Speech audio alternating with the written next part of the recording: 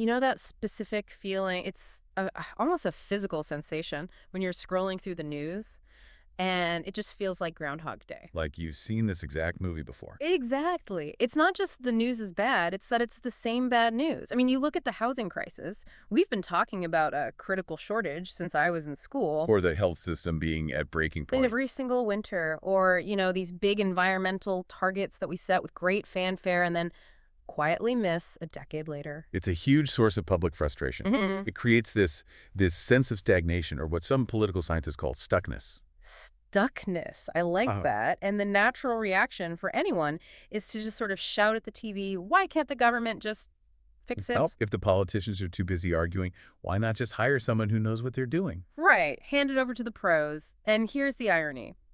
Usually the government agrees with you. They do. Their instinct, when a problem gets too big, too complex, or, frankly, too politically toxic, is to say, okay, we need to get the politics out of this. So they delegate. Precisely. They create what's known as an arm's length body, a dedicated agency, deliberately removed from the daily shouting matches, designed to just focus on the task. And the logic seems sound, right? You create space, you let expertise solve what politics can't. On paper, it's a great idea. But, and this is the mystery we're unpacking today, if that's the strategy and we have dozens of these bodies, why does it feel like we're still treading water? That is the central question of this deep dive. We've been looking at a really fascinating piece of research called Stewardship Instability. And its findings are, well, they're a bit counterintuitive. It argues that while the intent to delegate is correct, the execution suffers from a massive mismatch. A huge mismatch. And just to be clear for you listening, because my mind always jumps to this, it isn't a mismatch of budget, is it? It's not about money. No, and it's not even primarily about a lack of talent either. It's a mismatch of time. So we're going to unpack why these bodies often fail, not because of who is running them, but because of how long they're allowed to run them. It forces us to stop looking for a villain to blame. And start looking at the calendar. It fundamentally shifts the focus. We usually look for a bad decision or a corrupt official. This research suggests we should be looking at the employment contract. Okay, so let's get into the nuts and bolts. The source material kicks off by asking us to just look at the actual to-do list for these agencies. Because I think we really underestimate what we're asking them to do. The scale is staggering. It really is. We're not talking about simple administrative tasks here, like processing driver's licenses. Those are delivery tasks. Input A gives you output B. Right. What we're asking these bodies to do is to fundamentally reshape incredibly complex systems. Give me a concrete example. Okay, housing. If you're running the Agency for National Housing Supply, you aren't just hiring bricklayers. You are navigating land use reform. You're dealing with global financial markets. Negotiating with local councils. Fighting political battles in every single constituency. It is a complete web of conflict. Or environmental risks, to manage flood defenses projects that play out over 30, 40, 50 years. Exactly. And this is where the research introduces a really critical distinction. It distinguishes between delivery and stewardship. I really got stuck on this concept. Delivery is like ordering a package. I click a button, it's at my door by 5 p.m., it's linear, fast. Right. Measurable in hours or days. But stewardship is like forestry. You're planting saplings today for a canopy that won't exist for 20 years. And that implies things will look, well, uncomfortable for a while. Ugly, even. And that's the hardest part of leadership. A steward needs the authority to hold a course when the metrics look flat, or even down, in the short term. You need to be able to say, yes, this looks messy now, but stick with the plan. You have to survive the dip to get to the growth. Which means you need to be there for a long time. You need that institutional memory. You have to remember why you planted those trees in that spot in the first place. And here is where the data from the source material just hits you like a bucket of cold water. Okay. We have these massive stewardship tasks, right? Multi-decade problems. So the researchers looked at the data. How long do the senior leaders, the CEOs and chairs of these UK arm's-length bodies actually stay in their jobs? I have to admit, I assumed these were career roles. Like a tenured professor, someone who's there for the long haul to protect the institution. You would hope so. But the data shows the average tenure is only about 3 to 4 years. 3 to 4 years, that is incredibly short. It is rapid. Now, to be fair, that is a bit longer than the average government minister stays in their post. Those cabinet reshuffles, yeah. But you have to weigh that number against the tasks. Is 3 years enough to restructure a national health system? No way. You're still trying to find the bathroom and learn the IT passwords in year one. Is it enough to see a housing reform from a policy paper to actual families moving into houses? Definitely not. Just getting planning permission can take that long. So you have a system where the leader leaves just as the work is starting, just when the friction is highest, because the changes are starting to bite, but the benefits haven't arrived yet. And then a new person comes in. And this leads to what the source calls a loss of continuity of judgment. It's a heavy concept, but it's crucial. You don't just lose a person, you lose the memory of why decisions were made. It's like institutional amnesia. The new CEO walks in and says, hey, why don't we try strategy X? And no one's there to say, we tried that 5 years ago. It was a disaster. So you end up just repeating the loop, resetting the clock on progress. Every 3 years, you're back to year one. Exactly. I can hear a skeptic listener right now, though. They're thinking, hold on, 3 to 4 years. That's a pretty standard run for a CEO these days. The world moves fast. Maybe this is just modern leadership. It's a very fair challenge. Is this just the new normal? The source anticipated this and ran a comparative analysis. They looked sideways to see if this churn is actually standard for these kinds of roles. And the answer was a pretty resounding no. Not at all. This isn't normal. The research highlights 3 specific areas where this approach is an anomaly. First, they looked overseas. At other democracies with similar bodies. Exactly. And when you look at comparable agencies abroad, their tenures are much, much longer. We're seeing norms of 6, 7, even 8 years. That's double the UK average. And it's intentional. That's the key. It's not an accident. The terms are statutory, deliberately structured to span across elections. The system is designed to say the government might change, but this leader stays to finish the job.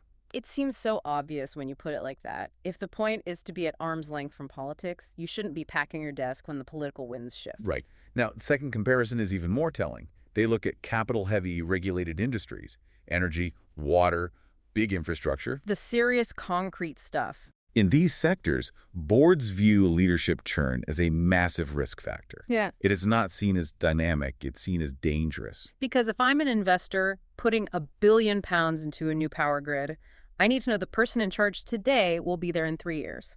Continuity is a prerequisite for capital. If the bank thinks the leadership is going to vanish, they price that risk in, or they just don't lend. So stability is a hard metric of success. But the third comparison, this was the one that really got me. It's almost funny in a dark way. The think tanks. Yes, the irony is thick. So just to set the scene, we have the operators, people running the agencies, doing the work, staying for 3 years. But the source points out that the leaders of the big think tanks, the people debating the policy, often stay for a decade or more. It creates this paradox of observers versus operators. The observers, the pundits, the people writing the papers, they hold the memory. They remember why the last reform failed. They have the long view because they've been sitting in the same chair watching the parade go by. And the operators are the rookies. In terms of tenure, yes. Imagine a high-level meeting. You have the head of a health agency, 18 months in the job.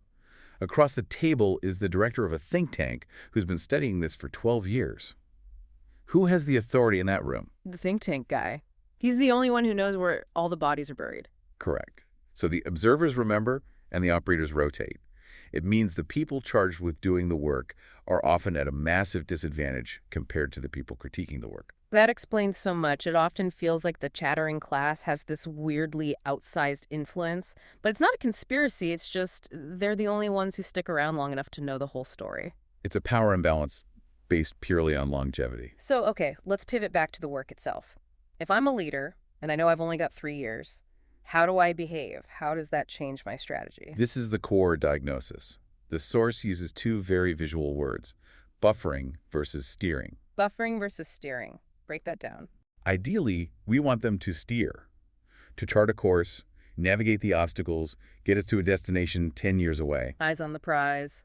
But under the pressure of short tenure, it turns into buffering.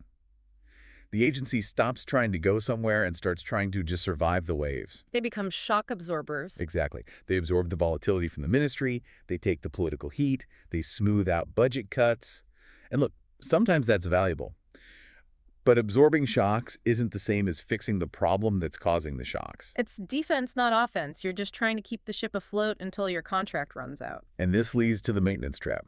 If your horizon is only 3 years, the rational strategy, the smart strategy for you personally is maintenance, not transformation. Because transformation is risky, and it's messy. Transformation usually involves a J-curve.